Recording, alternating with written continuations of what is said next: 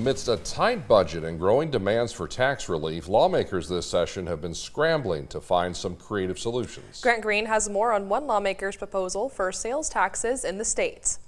With many lawmakers playing with the idea of raising the sales tax to help with property tax relief, one lawmaker is looking to curb that idea by keeping the sales tax where it is.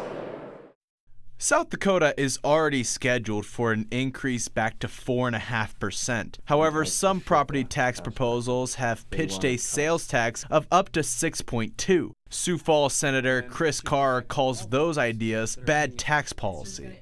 Folks that don't own a home are paying sales tax on their food and clothing and all those items, but then there's folks that want to use those dollars that everybody pays to go to their owner-occupied home and provide property tax relief. That's a feudal philosophy that I don't agree with. Based on recent figures, Carr says this move would save South Dakota taxpayers around $111 million. A lot of money that opponents believe should be used for state priorities like education and health care. At this point in time, when we can't make our obligations to the big three, it just doesn't seem like the time to push revenue away from the state until we can meet those obligations. I think we need to still keep the statute the same and hope for the sunset.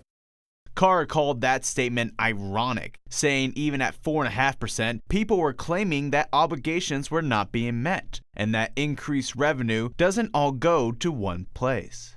When we have all these extra dollars, we find other non-essential, non-core government things, shiny objects, to spend those dollars on. Sales tax revenue is often unpredictable, sometimes for bad and sometimes for good, as recently displayed by the governor announcing that December sales tax revenue increased by nearly $15 million more compared to the year before, adding that increased funding for the big three is a possibility for his administration.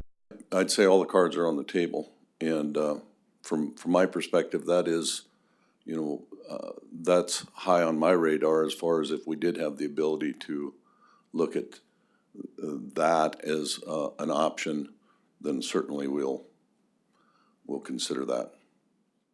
Senator Carr's bill will now be debated on the Senate floor. If it is not signed into law, then the sales tax sunset will take place at the beginning of July in 2027.